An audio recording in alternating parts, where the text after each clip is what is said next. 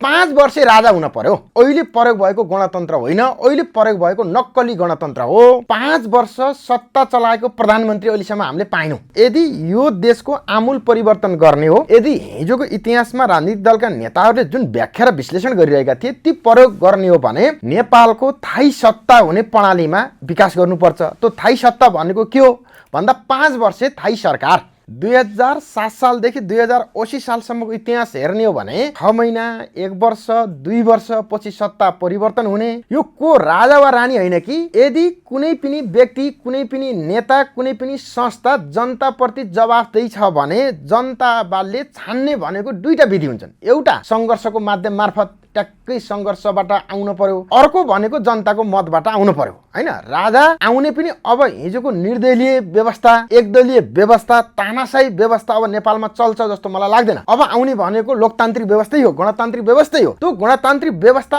अन्तर्गत बरु बहसको विषय के बनाउन जरुरी छ भने आफ्नो मिसन र भिजन सहित जोसुकै होस् 5 वर्षसम्म ऊ राष्ट्र प्रमुख भएर आफ्नो योजना, विचार, मिसन, भिजन अनुसार देश चलाउन सक्ने ताकत सार्वजनिक गर्न पर्यो। एकजना नागरिक बिग्रिँदा खासै फरक पर्दैन, तर एकजना नेता बिग्रियो भने सिङ्गो देश बर्बादी हुन्छ। अनि यसलाई सक्कली गणतन्त्र कसरी भन्ने?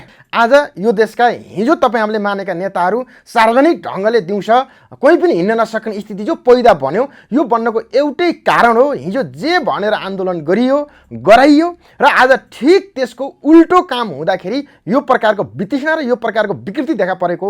अब हाम्रो बहसको विषय यही नै छ। आज उर्वर जमिन बाँझै छ, जङ्गलै जङ्गल, जडीबुटीकै जडीबुटीको देश हो। जडीबुटी आज जङ्गलमै सडेको छ। यसको बारेमा चर्चा परिचर्चा न सदनमा हुन्छ, न सरकारमा हुन्छ, न कुनै पार्टी दलका नेताहरूमा हुन्छ। आज सिटामल पनि विदेशबाट ल्याएर खानुपर्छ। जल स्रोतको देश हो, खानेपानीको व्यवस्था छैन, सिँचाइ र बिजुलीका त धेरै टाढाका कुरा भए। यो कसले बनायो? यो के कारणले बन्यो? वा यति धेरै युवाहरू छन् आज उसले आफ्नो देशमा भविष्य देखेको छैन। नागरिकता बनाउन बित्तिकै पासपोर्ट बनाउने हतार हुने जो परिस्थिति सिर्जना भयो, एक प्रकारले भन्ने हो भने आफ्नो देशमा, जुन देशमा जन्मियो त्यही देशमा आफ्नो भविष्य नदेख्ने जो परिस्थिति सिर्जना भइसकेपछि सिधा आँखाले के भन्छ भने यो त गणतन्त्रले गर्दा हामीले बस्न खान पाएनौँ, पढ्न पाएनौँ, रोजगार पाएनौँ भन्ने जो गलत प्रचार गरिएको छ, त्यो गलत प्रचारको चिरफार गर्न जरुरी छ। अहिलेको व्यवस्था भनेको गणतान्त्रिक व्यवस्था होइन, यो नाम मात्रैको गणतान्त्रिक हो। यो दलाल संसदीय व्यवस्था हो। यो विदेशीको इशारामा सञ्चालित हुने दलाल संसदीय व्यवस्था भएको हुँदाखेरि यसलाई गणतन्त्र भन्न मिल्दैन। यो नक्कली व्यवस्था हो। यो नक्कली व्यवस्थाको नेतृत्व गर्ने पनि नक्कली नेता बने। त्यही नक्कली नेता आज जनताका सामुन्ने एकपछि अर्को खुल्दै गइरहेका छन्। एकपछि यिनको आफ्नो एउटा मात्रै राम्रो काम हुनेले अर्थ राख्दैन। घाँटी काट्दिने तर चाहिँ खुट्टाको औँलामा चाहिँ पोलिस लाउने। घाँटी काट्दिएपछि त खुट्टाको औँला पोलिस लाउनुस् या नलाउनुस् के अर्थ राख्छ? पहिलो कुरा त मान्छेको जीवन हो नि त। त्यो साथ र समर्थनलाई गलत ठाउँमा दुरुपयोग गर्दाखेरि आज सिङ्गो देश अस्तव्यस्त भइरहेको छ।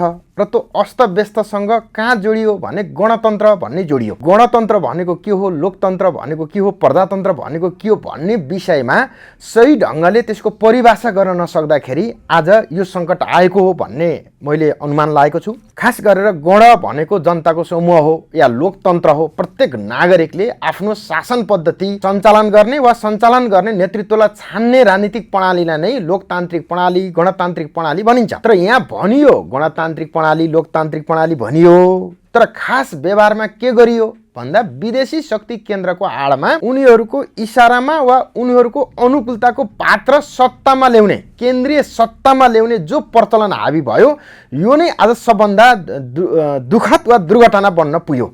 पहिलो विषय के हो भने राजा आउने वा नआउने वा कुनै व्यक्ति राष्ट्रपति बन्ने वा नबन्ने, प्रधानमन्त्री बन्ने वा नबन्ने भन्ने कुरा प्रधान विषय अहिले होइन। अहिलेको प्रधान विषय भनेको नेपाल र नेपालीको भविष्य, नेपालमै रहने कि नरहने। गृहयुद्ध त नहोला तर आन्दोलन बन्छ।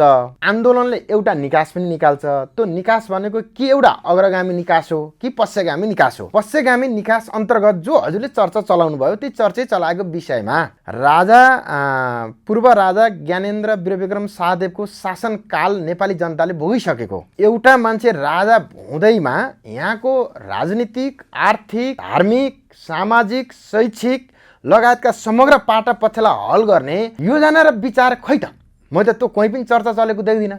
सिरपेज लाउँदैमा वा चाहिँ नारानेटीमा एउटा राजा प्रवेश गर्दैमा नेपालका समस्याहरू छुमन्त्र भएर हल हुन्छन् भन्ने मेरो बुझाइ नै होइन। बरु मेरो अर्को यसैमा जिज्ञासा के हो भने आज जो साथीहरूले राजतन्त्र चाहियो, सिरपेजवाला राजा नारानीतिमा भित्राउँछौँ भन्नेहरू फेरि भित्रिसकेपछि 3 महिना 4 महिनापछि फेरि राजतन्त्र मुर्दाबाद, ज्ञानेचोर, देश छोड, लोकतन्त्र जिन्दाबाद, गणतन्त्र जिन्दाबाद, हामीलाई ठुलो धोका भयो, देशलाई ठुलो धोका भयो भनेर नारा नलगाउन म विनम्र अनुरोध गर्न चाहन्छु। किन हामीले यो भोगिसक्यौँ। आज विदेशी शक्ति केन्द्रले कहिले राजा उचाल्ने र राणालाई पछार्ने, कहिले राणाहरू उचाल्ने र चाहिँ राजालाई पछार्ने पनि काम इतिहासदेखि चल्दै आएको थियो। पञ्चायत कालमा पनि कहिले कुन प्रधानमन्त्रीको लबिङ गरिदिने, कहिले कुन प्रधानमन्त्रीको लबिङ गरिदिने, त्यो हामीले इतिहास साँची छ। र अहिले आउँदाखेरि पनि कहिले राजाका विरुद्ध दलहरूलाई उचाल्ने, कहिले एउटा दलका विरुद्ध अर्को दललाई उचाल्ने। सारभूत रूपमा नेपालको राजनीति साम्राज्यवादी केन्द्र र विस्तारवादी केन्द्रबाट मुक्त हुन सकेको छैन। उनीहरूको इसारामा कहिले पनि नेपालमा प्रगति नहोस्, त्यस्तो थाई सरकार, प्रगतिशील सत्ता निर्माण नहोस्, सधैँ आफ्नो पन्जाभित्रको सरकार बनोस्। त्यसका निम्ति विभिन्न प्रकारका खेलाडीहरू, असफल खेलाडीहरूलाई, असफल सोचहरूलाई सत्तामा ल्याइदिने र त्यसैमा जनताहरू भुलाउने जो काम भइरहेको छ, यसमा हामी नेपाली जनताहरू सचेत हुन जरुरी छ। आज कुनै पनि नेपालीले, चाहे युवा, चाहे बुद्धिजीवी, चाहे व्यवसायी, कुनै पनि मान्छेले आफ्नो देशमा भविष्य नदेख्ने स्थिति पैदा भएको छ। प्रत्येक दिन 3,000, 3,500, 4,000 का दरले युवाहरू विदेशिएका छन्। आफ्नो चेला वा आफ्नो सन्तान विदेशीको नागरिक बन्न जाँदाखेरि घाँटीमा फुलमाला लाएर विदाई गर्न पर्ने स्थिति पैदा भयो। यसले के देखाउँदैछ भने सिङ्गो राष्ट्रियतामाथिको ठुलो गम्भीर प्रश्न उठेको छ। यो गम्भीर प्रश्नको बारेमा बहस छैन। अब एकाध व्यापारीलाई समात्ने कुरा, एकाध भ्रष्टाचारीलाई समात्ने कुरा, एकाध गडबडी गर्ने मान्छेलाई समात्ने कुरा भनेका यी नियमित प्रक्रियाभित्रका विषय हुन्। देशमा ठुलै आमूल परिवर्तन ल्याउँछ भन्ने मलाई लाग्दैन। प्रत्यक्ष निर्वाचित कार्यकारी राष्ट्र प्रमुख प्रणालीमा जुन दिनसम्म देश जान्न,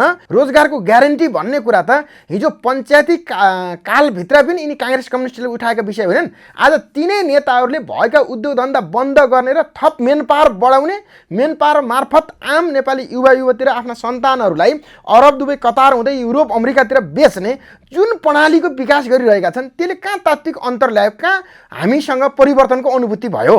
त्यो परिवर्तनै गर्ने हो भने त खाका हुन जरुरी छ। 1 वर्षभित्र कति लाख युवाहरूलाई रोजगार दिने, कुन सेक्टरभित्र रोजगार दिने, त्यसको निम्ति शिक्षा नीति कस्तो हुने, स्वास्थ्य नीति कस्तो हुने, र उत्पादन गरेको वस्तुहरू नेपालमा कति खपत हुन्छ र खपत नभएको वस्तु कुन कुन देशमा हामीले पैठार गर्न सक्छौँ भन्ने बारेमा आयात निर्यातको एउटा खाका बनाएर पेश गर्ने कसैको पनि देखिन्न।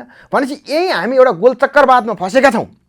2007 सालदेखि 2080 सालसम्म जो यो संसदीय व्यवस्थाको गोलचक्करवादमा नेपालको राजनीति फस्यो, यो गोलचक्करवादबाट राजनीतिलाई मुक्त गराउन सक्यौँ भने देशले काँचुली फेर्छ। यो दलाल संसदीय व्यवस्थाको गोलचक्करमा अझै पनि हामी फसिरहने हो भने एउटा राजा हुने, प्रधानमन्त्री फेरि तिनै प्रचण्ड, तिनै केपी हुने, तिनै शेरबहादुर होइन, तिनै राजेन्द्र लिङ्गदेलहरू भएर यो देशले मुक्त हुन्छ, परिवर्तन हुन्छ। तपाईँ हाम्रा अहिलेका जो चाहिँ प्रत्येक दिन नेपाली व्यवसायी, उद्यमीहरू, नागरिकहरू, ऋणीहरू झन्डै 30 देखि 32 जना आत्महत्या गरिरहेका छन्। त्यो पीडाबाट मुक्त देशलाई गराउन सकिन्छ भन्नेमा मेरो बुझाइ प्रष्ट छ, सम्भव छैन। सम्भव यतिखेर मात्रै हुनेछ जतिखेर तपाईँ हामीले प्रत्यक्ष जनताले आफ्नो शासकलाई रोज्न पाउने प्रणालीको राजनीतिक रूपमा ग्यारेन्टी गर्नेछौँ।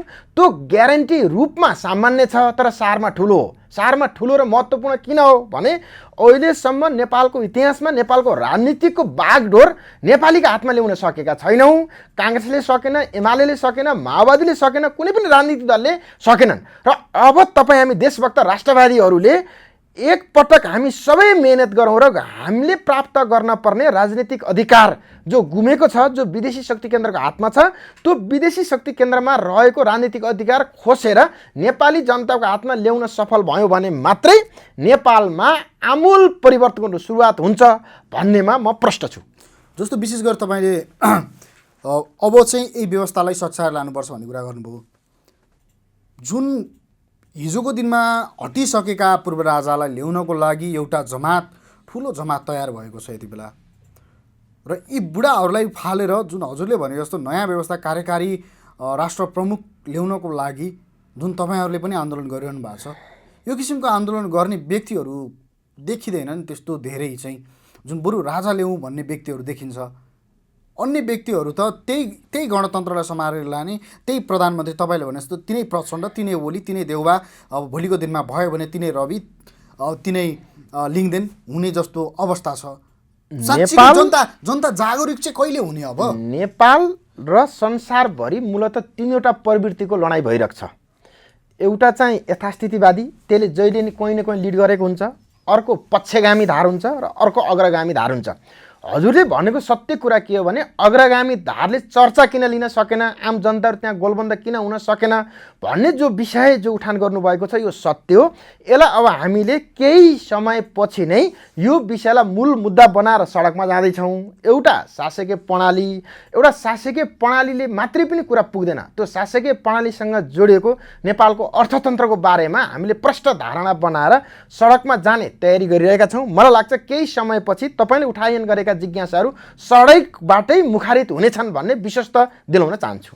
जस्तो तपाईँहरू जुन यो आन्दोलन गरिरहनु भएको छ, यो जतिसक्दो चाँडो गर्न सम्भव छैन?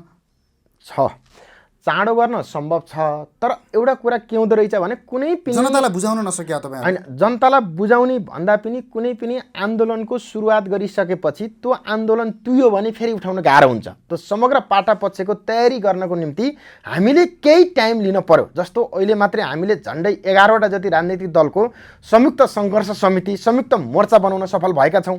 ती दलहरूसहित विभिन्न उद्योगी, व्यवसायी, आम नागरिकहरू, सङ्घ संस्थाहरू सबै अब चाहिँ अग्रगामी धारबाट नेपालको राजनीतिक प्रणालीलाई अगाडि बढाउनुपर्छ।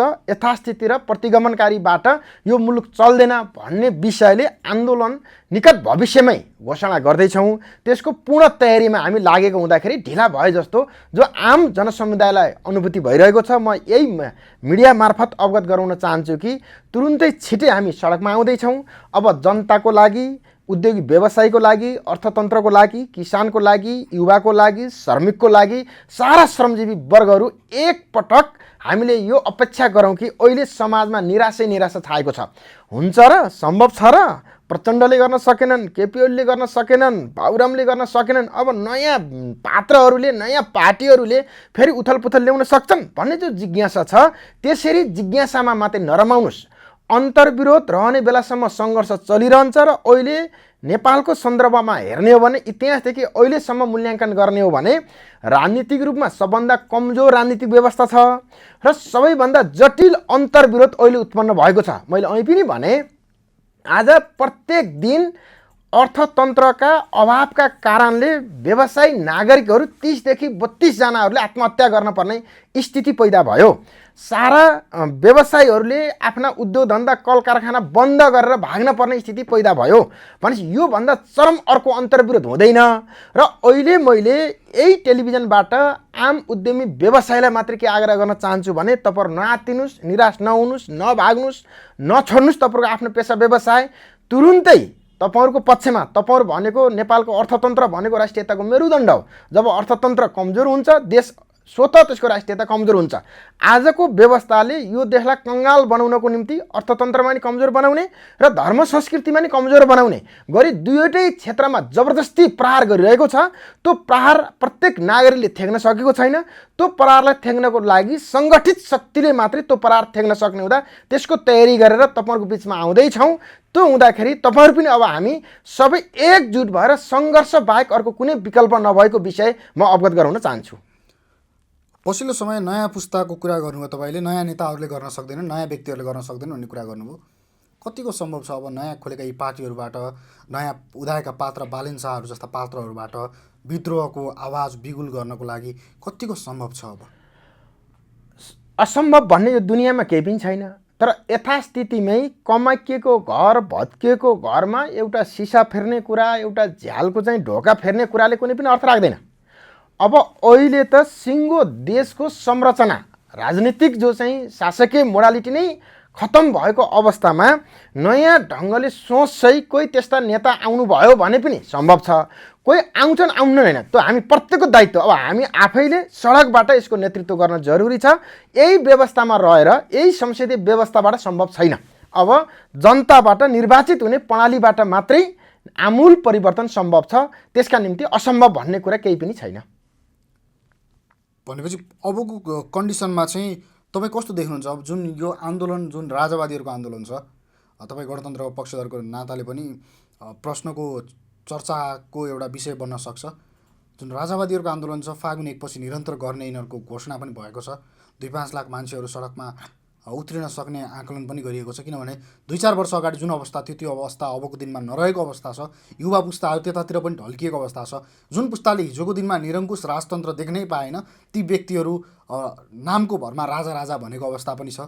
किनभने 17-20 वर्ष पहिलाको बेलामा जुन 20-25 वर्ष अगाडिको जुन ज्ञानेन्द्र शाहको निरङ्कुशता नदेखेका व्यक्तिहरूले जुन अहिले आएका भर्खरका कलिला युवाहरू 18-20 वर्षका युवा राजा आऊ देश बचाऊ भन्ने जुन यो आन्दोलन, किनकि उनीहरू आजाद छन्। हिजो राजा कस्ता थिए उनीहरू देख्न त पाएनन्, भोग्न पाएनन् र उनीहरू आजाद भएकै कारण अहिले त्यस्ता व्यक्तिहरू जुन युवा पुस्ता नै राजाको पक्षमा उत्रिएको अवस्था छ।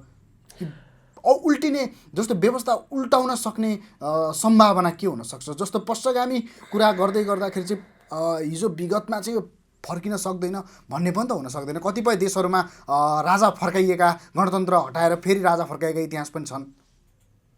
अब अहिलेको परिस्थिति आउनको प्रमुख कारण राजनीतिक दलहरूप्रतिको जुन विश्वास थियो त्यो विश्वासघात गरिसकेपछि त्यसको प्रतिक्रिया स्वरूप, त्यसको विकल्प स्वरूप त्यता आम जनता गएको सत्य हो।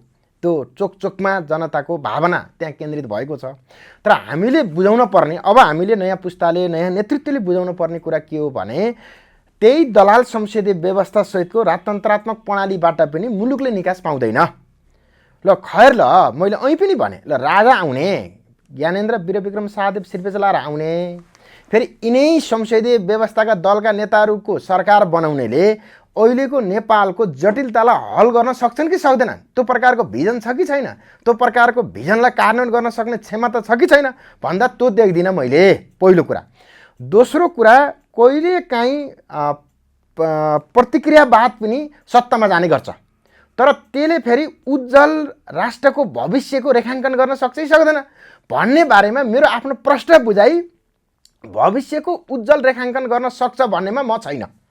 कोही हुनसक्छ, त्यो हुन सक्नेलाई मैले केही भन्न सक्दिनँ, तर म छैन। मेरो आफ्नो तर्कलजी के हो भने अहिलेको 21औं शताब्दीमा हाम्रो जस्तो गरिब सानो देशमा आमूल परिवर्तन राजनीतिक, आर्थिक, सामाजिक, सांस्कृतिक ढङ्गले गर्ने हो भने पूर्ण लोकतन्त्रको व्यवस्था जरुरी छ। सम्भावना देख्नुहुन्छ कि नै तपाईँले? अहिले राजतन्त्र फर्किने भन्ने मलाई त्यस्तो लाग्दैन। सम्भावना देख्नु मैले त्यस्तो लाग्दैन। किन लाग्दैन भन्नुहुन्छ भने यसका पछाडि पनि धेरै कारण छन्।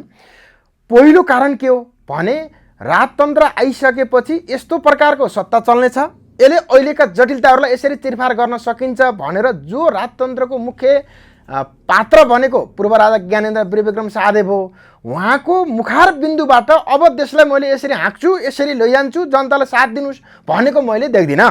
कोही पर्या उडाउनेको नाममा, कोही मठ मन्दिर भ्रमणको नाममा, कोही चाहिँ स्वागत सम्मानको नाममा जो जाँदाखेरि मान्छेहरूको जो लामबन्दी छ त्यो लामबन्दीको आधारमा मात्रै क्रान्ति हुन्छ भन्ने मलाई लाग्दैन। क्रान्ति भनेको त राज्य व्यवस्थालाई ढाल्नको निम्ति मर्न मार्न तयार हुने प्रष्ट राजनीतिक विचार दृष्टिकोणको आधारमा लाग्ने पङ्क्ति कति छन् त भन्ने हेर्ने हो भने त्यो अझै प्रष्ट खाका देखिन्न। अहिलेको असन्तुष्टिका कारणले मान्छे सडकमा छ, तर त्यो प्रष्ट खुलेर म राजतन्त्रवादी हुँ भनेर जो चाहिँ हुल्का हुल, जो चाहिँ टोलका टोल कमिटी सङ्गठित भएर जाने कुरा देखिन्न। जसरी हिजो अहिलेको यो नक्कली गणतन्त्र भए पनि राजतन्त्र फाल्दै अहिलेको व्यवस्था ल्याउनको निम्ति प्रत्येक घरमा सङ्गठन थियो, प्रत्येक टोलमा सङ्गठन थियो, प्रत्येक ग्रामीण बस्तीदेखि सहरमा मात्रै होइन देश विदेशसम्म पनि सङ्गठन सङ्गठित भएर त्यो आन्दोलन गर्न तयार भएको अवस्था जुन थियो त्यो अहिले नदेखिएको हुँदाखेरि अहिले तत्कालै त्यस्तो भइहाल्छ भन्ने मलाई लाग्दैन। तत्कालै त्यस्तो हुन्छ जस्तो लाग्दैन तपाईँलाई? जस्तो विशेष गरी हामीले यही चर्चाको विषय पेरोफेरो हुँदै गर्दा हिजो नयाँ पार्टीको रूपमा राष्ट्रिय स्वतन्त्र पार्टी हुँदा आयो। रवि लामिछानेको अनुहार हेरेर 21 जनाले जिते, 21 जनाले भोट पनि पाए, उनीहरू सांसद पनि भए। र रविको अनुहार हेरेर 21 जना हुन सक्छन् भने त्यस्तै एउटा व्यक्ति जसले चर्चा पाएको छ, त्यस्तै नाम कमाएको छ, त्यसले सडकको नेतृत्व गरेर यही व्यवस्थामा चाहिँ तपाईँले भने अनुरूपको कार्य गर्न किन नसकेको युवा पुस्ताले? अनि यो कति कुरा बाहिर सार्वजनिक गर्ने, कति नगर्ने चुनौतीत्मक हो। यो चाहिँ हामीले अत्यन्तै गम्भीरतापूर्वक बुझ्न जरुरी छ। अहिले हामी रूपमा बाहिर हेर्दाखेरि स्वतन्त्र छौँ, हामी स्वतन्त्र छैनौँ। आज जसरी बाहिर शरीरमा हेर्दाखेरि मेरो शरीरमा रगत कहीँ पनि देखिन्न, तर सिंहले गोप्ने हो भने चाहे शिरमा गोप्नुहोस् चाहे पैतालामा गोप्नुहोस्, सिंहले गोप्न बित्तिकै रगत आउँछ। त्यस्तै यो देशको कुनै पनि क्षेत्रको गहिराइपूर्वक अध्ययन गरेर अनुसन्धान गर्न जानुभयो भने त्यहाँ विदेशी शक्ति केन्द्र देखिन्छ।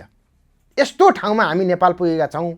पूर्व प्रधानमन्त्री डाक्टर बाबुराम भट्टराईले आफूले राजीनामा दिनभन्दा अगाडि एउटा सार्वजनिक मिडिया मार्फत के भन्नुभयो भने म प्रधानमन्त्री भएर धेरै गरौँला भनेको थिएँ, तर नेपालको चापी नेपालीको हातमा रहन्छ त विदेशीको हातमा पो रहेछ भनेर रिजाइन दिएको देश हो। यो त धेरै टाढाको विषय होइन।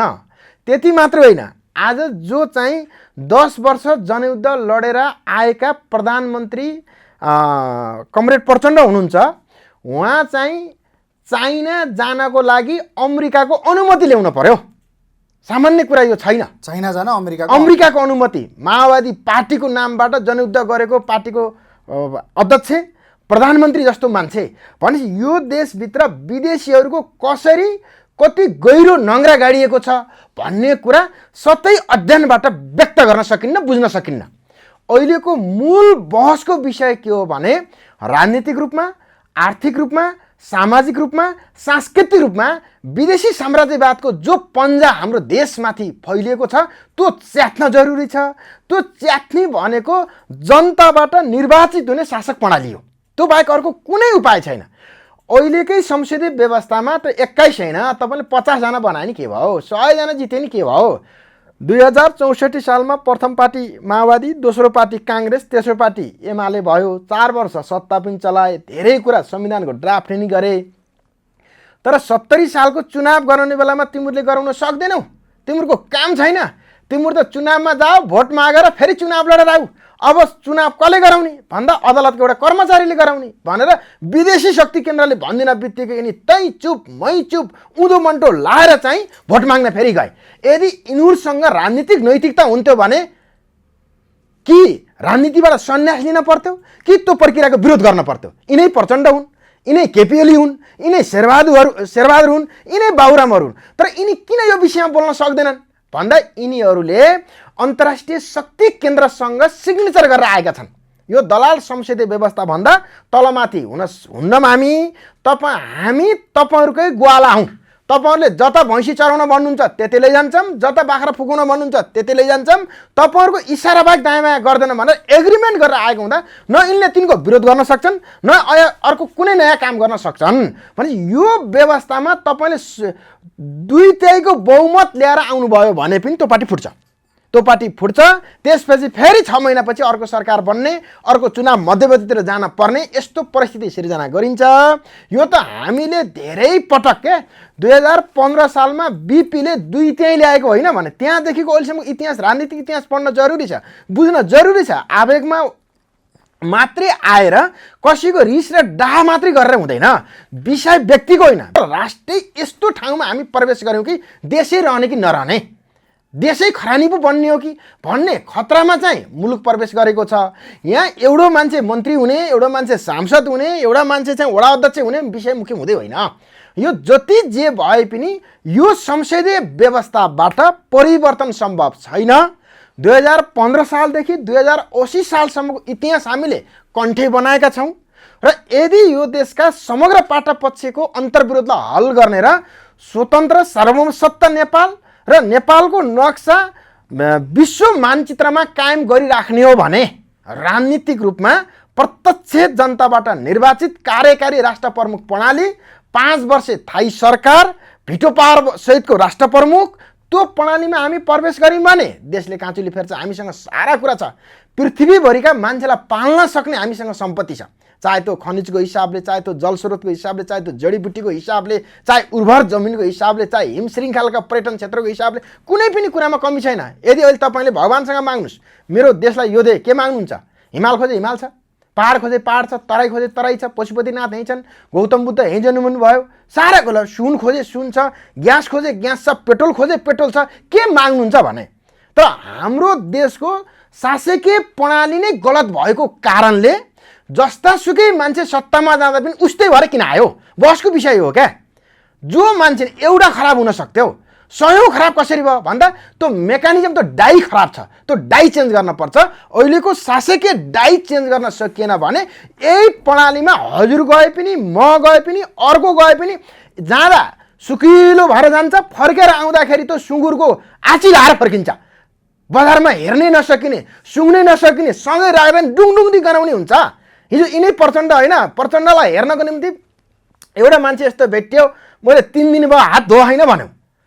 किन धोइनस् भनेको, हात त मैले प्रचण्डसित हात मिलाएको हात हो नि, धुँदा त रङ जान्छ, स्वाद जान्छ भने हात धोइन भन्थ्यो क्या। यिनै प्रचण्ड हुन्, यिनै बाबुराम हुन्, यिनै केपी ओली हुन्, यिनै शेरबहादुर हुन्। यिनलाई भेट्नको लागि मान्छेको लाइन लाग्थ्यो, लालायित हुन्थ्यो नि। आज भेट्न पाइयो, हात मिलाउन पाइयो, नजिक बसेर सामुन्ने नमस्ते गरेर आइयो भन्ने मान्छे आज छिछिरा दुरदुर किन भए, के कारणले भए भन्दा गलत मेकानिजममा प्रवेश गरेको कारणले नै आज छिछिरा दुरदुर हुन पर्ने परिस्थिति सिर्जना भएको हुँदा यो विषयलाई गम्भीरतापूर्वक आम नेपाली जनसमुदायले बुझ्न जरुरी छ। फेरि अर्को गल्ती नगरौँ। पटक पटक गल्ती गरेर देशले निकास पाउँदैन, जनताले निकास पाउँदैन, तपाईँ हामीले निकास पाउँदैनौँ। अब हुने आन्दोलनबाट सदाको लागि मुलुकले निकास पाउने प्रकृतिबाट आन्दोलन गरौँ भन्ने मेरो आफ्नो लजिक हो। आन्दोलनको लागि अब तपाईँहरू पनि जोडतोड तयारीमा हुनुहुन्छ? हाम्रो लगभग अन्तिम तयारी पुरा भइसक्यो। सायद सम्भवतः हामीले 26 गते नै एउटा संयुक्त सङ्घर्ष समिति घोषणा गर्छौँ। त्यसै त्यो संयुक्त सङ्घर्ष समितिले आफ्ना कार्यक्रम सार्वजनिक गर्छ। त्यो कार्यक्रम अनुसार अब आन्दोलनको रूपरेखा हामीले कोरेर अगाडि बढ्छौँ। के हुन्छ तपाईँहरूको आन्दोलनका रूपरेखाहरू के कस्ता हुन्छन्? अब अहिले हामीले शान्तिपूर्ण आन्दोलनमै प्रवेश गर्छौँ। अहिले आन्दोलनका सामान्य हाम्रा विषयवस्तु के छन् भन्दा मूलतः जनजीविकासँग जोडिएको अहिलेको आर्थिक सङ्कट, आर्थिक मन्दीलाई नै केन्द्रबिन्दु बनाएका छौँ। अहिलेको जल्दो बल्दो समस्या यही हो। आज ब्याजको दर सबै सेवा सुविधा जोडेर 7% भन्दा बढी कुनै पनि ऋणीले ब्याज तिर्न सक्दैन। ब्याङ्कहरू सुदखोर बन्न हुँदैन, ब्याङ्कहरू सहयोगी बन्न पर्छ भन्ने हाम्रो भनाइ छ। त्यसै गरी आज कोभिड, भूकम्प र नाकाबन्दीका कारणले झन्डै 6-7 वर्ष कुनै पनि उद्योग व्यवसाय चलाउन सक्ने स्थिति नभएको हुँदा व्यवसाय टाटपल्टिन पुगे।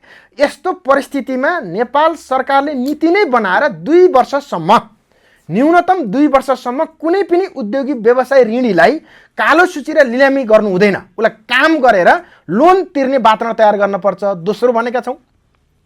तेस्रो हामीले चाहिँ आफूसँग भएको उद्योग चलेकै छैन, भएको पैसा सकियो, उद्योग चलाउन सक्ने नि पैसा उसँग छैन। नभएको हुँदाखेरि आफूसँग भएको प्रोपर्टी सबै ब्याङ्कमा राखिसकेको छ धितोको रूपमा। भनेपछि त्यही पुरानो धितोलाई मान्यता राखेर दिएर पुनर्कर्जाको व्यवस्था गरिनुपर्छ। त्यो परिस्थिति अवस्था हेरेर 15 देखि 25% पुनर्कर्जा भयो भने फेरि ती उद्योगी व्यवसाय, ती ऋणी, ती नागरिकहरूले उद्योग धन्दा सञ्चालन गर्न सक्छन् भनेर तेस्रो भनेका छौँ। र चौथो आज चाहिँ जो आम नागरिकहरूले सहकारीमा बचत राखेको थियो ती सबै सहकारीहरू आज भागभाग छन्। त्यो अवस्थालाई नेपाल सरकारले तुरुन्तै अनुगमन गर्नुपर्छ, नियमन गर्नुपर्छ र जो बचतकर्ताको पनि रक्षा हुनु पर्यो। सहकारीले पनि को गलतै गरेकालाई कारबाही गर्न पर्यो, गलत गरेका छैनन् भने ती सहकारी पनि चल्ने वातावरण बनाइदिनु पर्छ। तर पहिलो कुरा जनताको बचतको रक्षा अब नेपाल सरकारले लिनुपर्छ भनेर मुख्य यी 4-5वटा विषयवस्तु लिएर हामी सडकमा जाँदैछौँ। त्यसका निम्ति विभिन्न उद्योगी व्यवसायी सङ्घ संस्थासँग अन्तर्क्रिया कार्यक्रम निरन्तर चलिरहेको छ र अब हामी संयुक्त रूपमा को काङ्ग्रेस, को एमाले, को माओवादी, को राप्रपा भन्ने हाम्रो विषय होइन। अब यो देशको नागरिक रह्यो भने देश रहन्छ, देश रह्यो भने तपाईँ हामी रहन्छौँ। अब नागरिक नै यो देशमा रहन नसक्ने स्थिति पैदा भएपछि देशको अर्थ के? जनता बेगरको राष्ट्र हुँदैन। राष्ट्र हुनको लागि त जमिनको जति महत्त्व छ त्यति जनताको महत्त्व छ, त्यति सम्पदाको महत्त्व छ। आज जनता विदेशी नपर्ने, अर्थतन्त्र टाटपल्टिने, संस्कृति पनि टाटपल्टिने, त्यो भूगोल माटो मात्रै वा ढुङ्गो मात्रै राष्ट्र होइन। आज केही मान्छेहरूले माटो, ढुङ्गो, रुख, खोला, नदी, नालालाई मात्रै राष्ट्रको जो व्याख्या गरिरहेका छन् त्यो अपुरो हो, त्यो अपूर्ण हो। त्यसको कुनै अर्थ छैन। त्यसो त त्यो ठुल्ठुला मरुभूमिहरू छन्, त्यहाँ मान्छे नै छैनन्, त्यसलाई राष्ट्र भनिँदैन। त्यति मरुभूमि भएका हुन्। आज यो देश आधुनिक मरुभूमि बन्न जो खोजिरहेको छ त्यो आधुनिक मरुभूमिबाट जोगाउनुपर्छ, बन्न दिन हुन्न। मान्छे सहितको राष्ट्र, संस्कृति सहितको राष्ट्र, अर्थतन्त्र सहितको राष्ट्र भयो भने मात्रै सबल राष्ट्रको एउटा स्वरूप दिन्छ भन्नेमा हामी प्रष्ट छौँ। हस् त, यहाँको अमूल्य समय संवादको लागि धेरै धेरै धन्यवाद। हामी फेरि जुट्नेछौँ। फेरि कुराकानी गर्नेछौँ। धन्यवाद। मेरा पनि आफ्ना विषयवस्तुहरू यो लोकप्रिय च्यानल मार्फत बाहिर सार्वजनिक गर्ने अवसर दिएकोमा तपाईँ लगायत सिङ्गो तपाईँहरूको टिमलाई हार्दिक धन्यवाद। हस् त। विभिन्न अहिले झन्डै 11वटा जति राजनीतिक दलहरू मिलेर यसको विषयमा अन्तर्क्रिया छलफल बहस गर्दै आन्दोलनको तयारीमा प्रवेश गर्ने सोचमा अगाडि बढिरहेका छौँ। विशेष गरी त्यो भन्दै रहँदा पछिल्लो समय हिजोको दिनमा यो व्यवस्था ल्याउनको लागि तपाईँको नि एउटा अहम भूमिका छ। पछिल्लो समयमा यो व्यवस्था जनताहरूद्वारा रुचाइएको खासै देखिएको छैन। व्यवस्था भन्दा पनि शासकहरूप्रति यति बेला जनताहरूको वितृष्णा बढिरहेको छ। यसलाई कसरी हेर्नु भएको छ? एकजना नागरिक बिग्रिँदा खासै फरक पर्दैन, तर एकजना नेता बिग्रियो भने सिङ्गो देश बर्बादी हुन्छ भने जस्तै आज नेपालका राजनीतिक दलका नेतृत्वलाई जसरी आम नेपाली युवा, आम नेपाली जनसमुदायले साथ र समर्थन दिएका थिए, तर त्यो साथ र समर्थनलाई गलत ठाउँमा दुरुपयोग गर्दाखेरि आज सिङ्गो देश अस्तव्यस्त भइरहेको छ। र त्यो अस्तव्यस्तसँग कहाँ जोडियो भने गणतन्त्र भन्ने जोडियो। त्यो गणतन्त्र भनेको के हो, लोकतन्त्र भनेको के हो, प्रजातन्त्र भनेको के हो भन्ने विषयमा सही ढङ्गले त्यसको परिभाषा गर्न नसक्दाखेरि आज यो सङ्कट आएको हो भन्ने मैले अनुमान लागेको छु। खास गरेर गण भनेको जनताको समूह हो या लोकतन्त्र हो। प्रत्येक नागरिकले आफ्नो शासन पद्धति सञ्चालन गर्ने वा सञ्चालन गर्ने नेतृत्वलाई छान्ने राजनीतिक प्रणालीलाई नै लोकतान्त्रिक प्रणाली, गणतान्त्रिक प्रणाली भनिन्छ। तर यहाँ भनियो गणतान्त्रिक प्रणाली, लोकतान्त्रिक प्रणाली भनियो, तर खास व्यवहारमा के गरियो भन्दा विदेशी शक्ति केन्द्रको आडमा उनीहरूको इसारामा वा उनीहरूको अनुकूलताको पात्र सत्तामा ल्याउने, केन्द्रीय सत्तामा ल्याउने जो प्रचलन हावी भयो, यो नै आज सबभन्दा दुःखद वा दुर्घटना बन्न पुग्यो। यसको लागि हामीले अहिले एउटा नयाँ कोर्सको विकास हुन जरुरी छ भनेका छौँ। त्यो कोर्स भनेको के हो भन्दा त्यो कोर्स भनेको यदि यो देशको आमूल परिवर्तन गर्ने हो, यदि हिजोको इतिहासमा राजनीतिक दलका नेताहरूले जुन व्याख्या र विश्लेषण गरिरहेका थिए ती प्रयोग गर्ने हो भने नेपालको थाई सत्ता हुने प्रणालीमा विकास गर्नुपर्छ। त्यो थाई सत्ता भनेको के हो भन्दा 5 वर्षे थाई सरकार। अहिले नेपालको इतिहास 2007 सालदेखि 2080 सालसम्मको इतिहास हेर्ने हो भने 5 वर्ष सत्ता चलाएको प्रधानमन्त्री अहिलेसम्म हामीले पाएनौँ। 6 महिना, 1 वर्ष, 2 वर्षपछि सत्ता परिवर्तन हुने र पुरानो सरकारले गरेका सम्पूर्ण काम कारबाहीहरूलाई विघटन गरेर फेरि नयाँ पार्टीले आफ्नो अनुकूलताको विकास निर्माणदेखि लिएर योजनाहरू निर्माण गर्दाखेरि कुनै पनि योजना पुरा हुन नसक्ने जो परिस्थिति सिर्जना भयो, यसले गर्दाखेरि यो गलत प्रयोग गरिएको अवस्थामा गणतन्त्रकै आज चाहिँ एक प्रकारले बदनाम भइरहेको देखिन्छ। अहिले प्रयोग भएको गणतन्त्र होइन, अहिले प्रयोग भएको नक्कली गणतन्त्र हो। अब सक्कली गणतन्त्रका लागि, सक्कली लोकतन्त्रका लागि एकपालि नेपाली जनताहरू, नेपाली युवाहरू फेरि सडक सङ्घर्ष गर्न पर्ने अहिलेको बाध्यता वा अहिलेको आवश्यकता भएको अनुभूति मैले गरेको छु। भनेपछि यो गणतन्त्र सक्कली गणतन्त्रको रूपमा चाहिँ यसले परिभाषित गर्न सकिने यो गणतन्त्रलाई। अनि यसलाई सक्कली गणतन्त्र कसरी भन्ने, अब हाम्रो बहसको विषय यही नै छ। आज कृषि प्रधान देश हो, सम्पूर्ण कृषिसँग जोडिएका वस्तुहरू हामीले विदेशबाट ल्याएर खानुपर्ने छ। उर्वर जमिन बाँझै छ, जङ्गलै जङ्गल, जडीबुटीकै जडीबुटीको देश हो। जडीबुटी आज जङ्गलमै सडेको छ। यसको बारेमा चर्चा परिचर्चा न सदनमा हुन्छ, न सरकारमा हुन्छ, न कुनै पार्टी दलका नेताहरूमा हुन्छ। आज सिटामल पनि विदेशबाट ल्याएर खानुपर्छ। आज यति धेरै खनिज छन्, युरेनियमदेखि लिएर सुन, तामा, फलाम, चाँदी, देशै खनिजको देश हो। तर आज सिउँो पनि विदेशबाट ल्याएर चाहिँ प्रयोग गर्न पर्ने स्थिति पैदा भयो। जल स्रोतको देश हो, खानेपानीको व्यवस्था छैन, सिँचाइ र बिजुलीका त धेरै टाढाका कुरा भए। भनेपछि यो कसले बनायो, यो के कारणले बन्यो वा यति धेरै युवाहरू छन् आज उसले आफ्नो देशमा भविष्य देखेको छैन। प्रत्येक नागरिक 9, 10, 11 पढ्ने बेलामा कुन देश जाने, नागरिकता बनाउन बित्तिकै पासपोर्ट बनाउने हतार हुने जो परिस्थिति सिर्जना भयो, भएका उद्योग धन्दाहरू टोटल चौपट बन्द भइरहेका छन्। एक प्रकारले भन्ने हो भने आफ्नो देशमा, जुन देशमा जन्मियो त्यही देशमा आफ्नो भविष्य नदेख्ने जो परिस्थिति सिर्जना भइसकेपछि राजनीतिक नबुझ्ने मान्छेले सिधा आँखाले के भन्छ भने यो त गणतन्त्रले गर्दा हामीले बस्न खान पाएनौँ, पढ्न पाएनौ, रोजगार पाएनौ भन्ने जो गलत प्रचार गरिएको छ त्यो गलत प्रचारको चिरफार गर्न जरुरी छ। अहिलेको व्यवस्था भनेको गणतान्त्रिक व्यवस्था होइन, यो नाम मात्रैको गणतान्त्रिक हो। यो दलाल संसदीय व्यवस्था हो। यो विदेशीको इसारामा सञ्चालित हुने दलाल संसदीय व्यवस्था भएको हुँदाखेरि यसलाई गणतन्त्र भन्न मिल्दैन।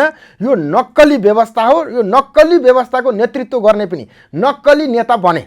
त्यही नक्कली नेता आज जनताका सामुन्ने एकपछि अर्को खुल्दै गइरहेका छन्। एकपछि यिनको आफ्नो पोल खुल्दै गइरहेको छ। यसले गर्दाखेरि आज यो देशका हिजो तपाईँ हामीले मानेका नेताहरू सार्वजनिक ढङ्गले दिउँसो कोही पनि हिँड्न नसक्ने स्थिति जो पैदा बन्यो, यो बन्नको एउटै कारण हो हिजो जे भनेर आन्दोलन गराइयो र आज ठिक त्यसको उल्टो काम हुँदाखेरि यो प्रकारको वितृष्णा र यो प्रकारको विकृति देखा परेको भन्नेमा मेरो आफ्नो बुझाइ छ। तपाईँले यो भनिरहँदा पछिल्लो समय सरकारले गरेका गतिविधिहरूलाई कसरी हेर्नु भएको छ? सरकारले गरेका गतिविधिको बारेमा म नजिकबाट अध्ययन गरिरहेको छु। हजार कमजोरी हुने एउटा मात्रै राम्रो काम हुनेले अर्थ राख्दैन। घाँटी काट्दिने तर चाहिँ खुट्टाको औँलामा चाहिँ पोलिस लाउने। घाँटी काटिदिएपछि त खुट्टाको औँला पोलिस लाउनुहोस् या नलाउनुहोस् के अर्थ राख्छ? पहिलो कुरा त मान्छेको जीवन हो नि त। आज कुनै पनि नेपालीले, चाहे युवा, चाहे बुद्धिजीवी, चाहे व्यवसायी, कुनै पनि मान्छेले आफ्नो देशमा भविष्य नदेख्ने स्थिति पैदा भएको छ। प्रत्येक दिन 3000, 3500, 4000 का दरले युवाहरू विदेशिएका छन्। कस्तोसम्म भयो भने आफूलाई जन्म दिने आमा, आफूलाई पढाउने टिचर, आफ्ना गुरुहरूले पनि आफ्नो चेला वा आफ्नो सन्तान विदेशीको नागरिक बन्न जाँदाखेरि घाँटीमा फुलमाला लाएर विदाई गर्न पर्ने स्थिति जो पैदा भयो। यसले के देखाउँदैछ भने सिङ्गो राष्ट्रियतामाथिको ठुलो गम्भीर प्रश्न उठेको छ। यो गम्भीर प्रश्नको बारेमा बहस छैन। अब एकाध व्यापारीलाई समात्ने कुरा, एकाध भ्रष्टाचारीलाई समात्ने कुरा, एकाध गडबडी गर्ने मान्छेलाई समात्ने कुरा भनेका यी नियमित प्रक्रियाभित्रका विषय हुन्। त्यसले देशमा ठुलै आमूल परिवर्तन ल्याउँछ भन्ने मलाई लाग्दैन। आमूल परिवर्तन ल्याउनको निम्ति त नेपालको कृषि क्षेत्र कति हो, जडीबुटी क्षेत्र कति हो, पशुपालन क्षेत्र कति हो, मत्स्यपालन क्षेत्र कति हो, त्यो विभाजन गरेर त्यो अनुसारका त्यो टेक्निकल पर्सनहरू छुट्टाएर राज्यले बजेट विनियोजन गरेर 1 वर्षमा कति लाख युवाहरूले रोजगार दिने, त्यो उत्पादन गरेको वस्तुलाई कहाँ कहाँ वितरण गर्ने भन्ने नेपाल सरकारले योजना ल्याउने हो कि आजभन्दा 20, 30, 40, 50 वर्ष अगाडि कसले कहाँ कमजोरी गरेको थियो वा आफ्नो कहाँ के स्वार्थ मिलेन भन्ने आधारमा कमजोरी मात्रै खोट्टाएर गएर यो देशको भविष्य उज्जवल होला भन्ने मलाई लाग्दैन। विशेष गरी पछिल्लो समय तपाईँले भनिरहँदा अहिलेभन्दा 1-2 दशक अगाडि यो व्यवस्था उखलेर फालिएको थियो जुन राजतन्त्र व्यवस्था, त्यसको लागि हजारौँ शहीदहरूले बलिदान दिएको सर्वविदित छ। विशेष गरी अहिलेका जनताहरू 2 भागमा विभाजित भएको अवस्था छ। एक थरी छन् जे भए पनि गणतन्त्रलाई समारेर लानुपर्छ, तपाईँ लगायत समारेर लानुपर्छ, यो गणतन्त्र असली गणतन्त्र भएन, सक्रिय गणतन्त्रको जनतालाई अनुभूति गराउनुपर्छ भन्ने एक थरीको पक्ष छ, एक थरीको भनाइ छ। र अर्का थरी छन् जुन पश्चगामीहरू, उनीहरू चाहिँ के भन्छन् भन्दा अब चाहिँ पुनः राजतन्त्र बेउताउनुपर्छ, पुनः राजालाई श्रीपेश लगाइदिनुपर्छ, पुनः हामी नारायण हिटीमा छिर्नुपर्छ, नारायण हिटी कब्जा गर्नुपर्छ, सिंहदरबार कब्जा गर्नुपर्छ भन्ने अर्का थरी छन्। यति बेला यो 2 पक्षको देशमा विद्रोहको छेडखानी सुरु भएको छ, किनभने 2 वर्ष अगाडिसम्म यस्ता किसिमका गतिविधिहरू देशमा खासै देख्न पाइने थिएन।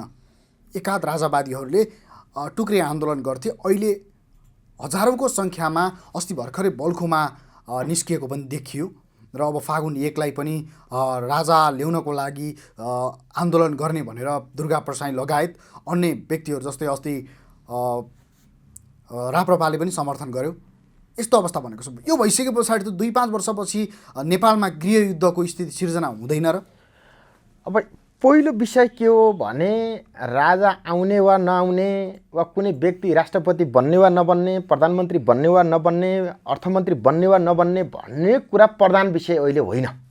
अहिलेको प्रधान विषय भनेको नेपाल र नेपालीको भविष्य नेपालमै रहने कि नरहने भन्ने प्रधान विषय हो। गृहयुद्ध हुने जस्तो अवस्था देखियो नि त। यसले गृहयुद्ध त नहोला तर आन्दोलन बन्छ। आन्दोलनले एउटा निकास पनि निकाल्छ। त्यो निकास भनेको कि एउटा अग्रगामी निकास हो कि पश्चगामी निकास हो। पश्चगामी निकास अन्तर्गत जो हजुरले चर्चा चलाउनु भयो ती चर्चा चलाएको विषयमा राजा पूर्व राजा ज्ञानेन्द्र वीरविक्रम शाहदेवको शासनकाल नेपाली जनताले भोगिसकेको। एउटा मान्छे राजा हुँदैमा यहाँको राजनीतिक, आर्थिक, धार्मिक, सामाजिक, शैक्षिक लगायतका समग्र पाटापथेलाई हल गर्ने योजना र विचार खै त? मैले त त्यो कोही पनि चर्चा चलेको देख्दिनँ। सिर्पेज लाउँदैमा वा चाहिँ नारानेटीमा एउटा राजा प्रवेश गर्दैमा नेपालका समस्याहरू छुमन्त्र भएर हल हुन्छन् भन्ने मेरो बुझाइ नै होइन। बरु मेरो अर्को यसैमा जिज्ञासा के हो भने आज जो साथीहरूले राजतन्त्र चाहियो, सिर्पेजवाला राजा नारानीतिमा भित्राउँछौँ भन्नेहरू फेरि भित्रिसकेपछि 3 महिना 4 महिनापछि फेरि राजतन्त्र मुर्दाबाद, ज्ञाने चोर, देश छोड, लोकतन्त्र जिन्दाबाद, गणतन्त्र जिन्दाबाद, हामीलाई ठुलो धोका भयो, देशलाई ठुलो धोका भयो भनेर नारा नलगाउन म विनम्र अनुरोध गर्न चाहन्छु। किन हामीले यो भोगिसक्यौँ। आज विदेशी शक्ति केन्द्रले कहिले राजा उचाल्ने र राणालाई पछार्ने, कहिले राणाहरू उचाल्ने र चाहिँ राजालाई पछार्ने पनि काम इतिहासदेखि चल्दै आएको थियो। पञ्चायतकालमा पनि कहिले कुन प्रधानमन्त्रीको लबिङ गरिदिने, कहिले कुन प्रधानमन्त्रीको लबिङ गरिदिने, त्यो हामीले इतिहास साँची छ। र अहिले आउँदाखेरि पनि कहिले राजाका विरुद्ध दलहरूलाई उचाल्ने, कहिले एउटा दलका विरुद्ध अर्को दललाई उचाल्ने। सारभूत रूपमा नेपालको राजनीति साम्राज्यवादी केन्द्र र विस्तारवादी केन्द्रबाट मुक्त हुन सकेको छैन। उनीहरूको इसारामा कहिले पनि नेपालमा प्रगति नहोस्, त्यस्तो थाई सरकार, प्रगतिशील सत्ता निर्माण नहोस्, सधैँ आफ्नो पन्जाभित्रको सरकार बनोस्। त्यसका निम्ति विभिन्न प्रकारका खेलाडीहरू, असफल खेलाडीहरूलाई, असफल सोचहरूलाई सत्तामा ल्याइदिने र त्यसैमा जनताहरू भुलाउने जो काम भइरहेको छ, यसमा हामी नेपाली जनताहरू सचेत हुन जरुरी छ। मेरो आफ्नो त तर्क के हो भने यो को राजा वा रानी होइन कि यदि कुनै पनि व्यक्ति, कुनै पनि नेता, कुनै पनि संस्था जनताप्रति जवाफदेही छ भने जनताले छान्ने भनेको दुईटा विधि हुन्छन्। एउटा सङ्घर्षको माध्यम मार्फत ट्याक्कै सङ्घर्षबाट आउनु पर्यो, अर्को भनेको जनताको मतबाट आउनु पर्यो हैन। राजा आउने पनि अब हिजोको निर्दलीय व्यवस्था, एकदलीय व्यवस्था, तानाशाही व्यवस्था अब नेपालमा चल्छ जस्तो मलाई लाग्दैन। अब आउने भनेको लोकतान्त्रिक व्यवस्थै हो, गणतान्त्रिक व्यवस्थै हो। त्यो गणतान्त्रिक व्यवस्था अन्तर्गत बरु बहसको विषय के बनाउन जरुरी छ भने आफ्नो मिसन र भिजन सहित जोसुकै होस् 5 वर्षे राजा हुन पर्यो। 5 वर्षसम्म ऊ राष्ट्र प्रमुख भएर आफ्नो योजना, विचार, मिसन, भिजन अनुसार देश चलाउन सक्ने तागत सार्वजनिक गर्न पर्यो। त्यो भयो भने जनताले भोट दिन्छन्। भनेको तपाईहरुको माग चाहिँ कार्यकारी राष्ट्र प्रमुख, एकदम प्रत्यक्ष निर्वाचित कार्यकारी राष्ट्र प्रमुख प्रणालीमा जुन दिनसम्म देश जान्न त्यो दिनसम्म अहिलेका पीडा जस्ताका तस्तै रहनेछन्, कोहीबाट हल हुने देखिन्न। हामीले हिजोदेखि जे विषय उठायौँ, जस्तो शिक्षा स्वास्थ्य निशुल्क भनेको त हिजो काङ्ग्रेसले 4 सालदेखि, कम्युनिस्टहरूले 6 सालदेखि भनेको, आज तिनै सत्तामा गएको 20औं वर्ष भयो, किन शिक्षा निशुल्क, स्वास्थ्य निशुल्क गर्न सकेका छैनन्?